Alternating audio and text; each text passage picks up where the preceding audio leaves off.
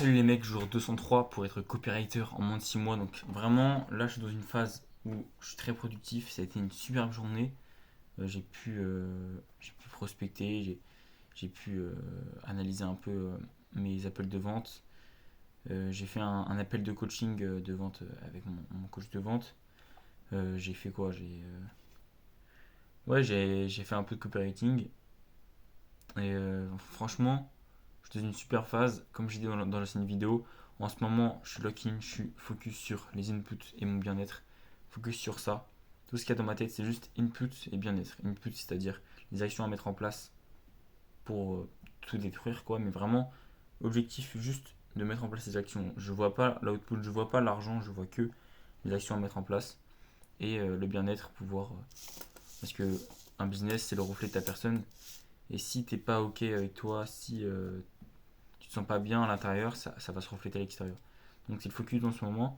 Et je suis très reconnaissant envers mon coach de vente car j'ai enfin compris ce qui a bloqué.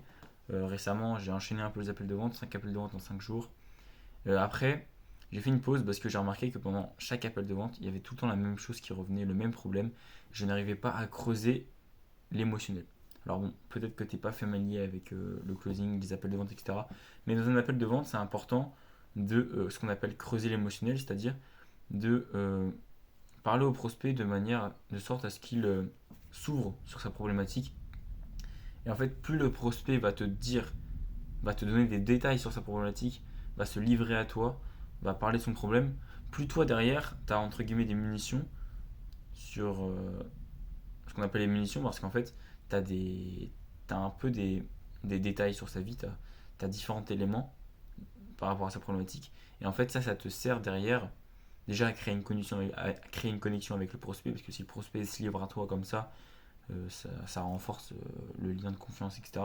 Mais surtout, en fait, au moment d'annoncer ton offre, derrière, en fait, ces munitions-là, c'est-à-dire les éléments que tu auras récoltés de ce qu'il t'a dit, de ce qu'il t'a dit sur lui, sur sa problématique, en fait, tu vas les utiliser pour l'aider à prendre la bonne décision. Donc, en fait, imaginons la personne, elle te dit, alors là, ça va vraiment pas, le, ça va vraiment pas, mon business ne fait pas assez d'argent, ça m'impacte personnellement, je suis frustré au quotidien, je vois plus ma famille.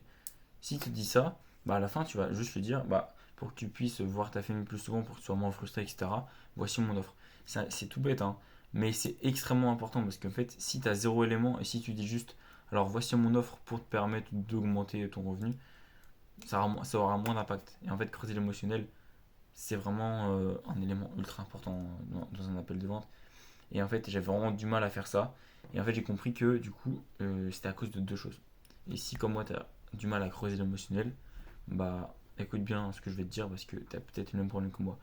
Donc, la première chose, le problème que j'ai, moi, c'est que je suis trop dans ma tête. Pourquoi je suis trop dans ma tête? Parce que j'ai regardé plein de concepts théoriques sur la PNL, l'effet miroir, si tu vois ce que je veux dire, tu, tu verras plein de concepts théoriques de vente, de persuasion.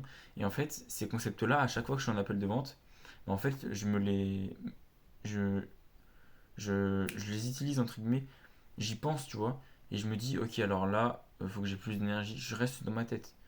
Je pense à plein de concepts, je vais faire plein de choses en même temps, et je suis dans ma tête, et au final, bah, en fait, j'écoute pas vraiment ce que le prospect est en train de me dire.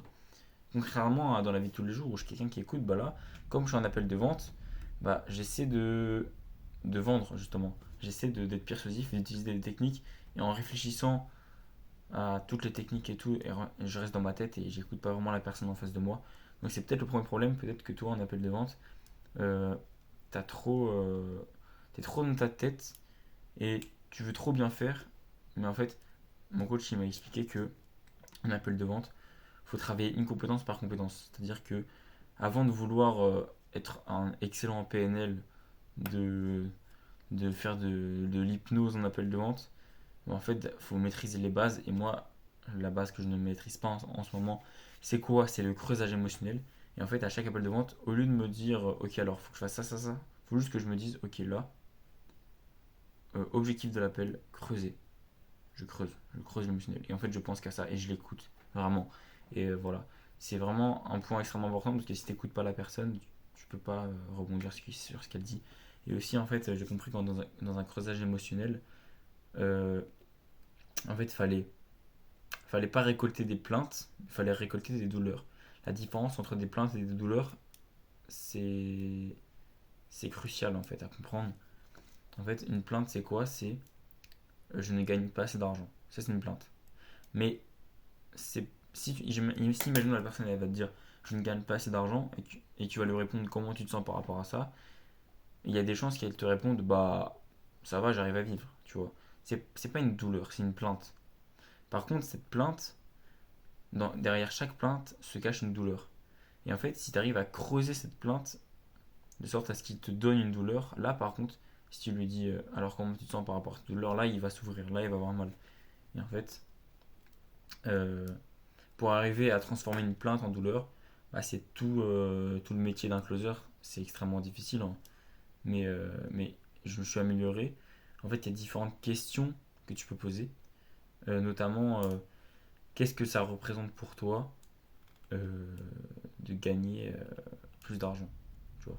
Pour que la personne s'ouvre un peu, ou sinon, qu'est-ce que ça changerait à ta vie si tu gagnerais plus d'argent. Comme ça, la personne, elle s'ouvre en fait. Elle dit, ça changerait ça, ça, ça. Et après, juste à lui dire, et parce qu'aujourd'hui, tu juges que tu n'as pas assez de ça, ça, ça. Et là, du coup, c'est un signe de douleur, tu vois. Parce que, il peut. On va faire un exemple. La personne, elle me dit, je ne gagne pas assez d'argent. Je lui réponds, qu'est-ce que ça changerait à ta vie de gagner plus d'argent? Elle me répond, bah, je pourrais plus voyager, plus voir ma famille, avoir plus de temps. Donc là, je lui dis, parce qu'aujourd'hui, tu juges ne pas avoir assez de temps avec ta famille, ce que je viens de dire. La personne, elle va dire non. Après, je lui dis comment tu te sens par rapport à ça. Et là, en fait, la personne se livre. C'est ça un creusage émotionnel. Alors bon, c'est pas si simple que ça, hein. Peut-être que la personne, elle va pas te répondre ce que je viens de dire. Mais je me suis amélioré par rapport à ça. C'est ce qui bloquait mes appels. Donc là, après avoir analysé, après avoir lu un livre de psychologie, etc., bah, je me suis rendu compte qu'en fait, je poussais un peu trop le truc trop loin. Il fallait juste que je me concentre sur les bases. Donc j'ai délaissé un peu la prospection, même si j'ai fait mes routines, etc. J'ai pas non plus prospecté comme un bourrin. Mais là, je me sens légitime de pouvoir réattaquer plein d'appels de vente parce que j'ai pu apprendre ce matin. Donc demain matin, au programme, je démarche tous les prospects avec qui j'ai connecté sur LinkedIn. J'aurai des appels de vente, c'est sûr et certain. Et je relance tous les prospects que j'ai sur Instagram. Donc là, actuellement, je crée du contenu sur LinkedIn. Je fais beaucoup de connexions. En revanche, sur Instagram, je fais rien. Je fais que des relances. Est-ce que je vais le recréer? Je sais pas. Mais vu que LinkedIn est beaucoup plus efficace, je me concentre sur le 20-80-20. Donc voilà, c'était tout pour ce jour 203 du défi pour être coopérateur en moins de 6 mois. J'allais dire la fin arrive, mais je suis pas concentré sur la fin. Je suis pas concentré sur le résultat. Je suis concentré sur les actions à mettre en place. Aujourd'hui, je suis satisfait de moi-même, j'ai mis toutes les actions en place. Donc tout va bien, tout est ok. Et du coup, à demain mec.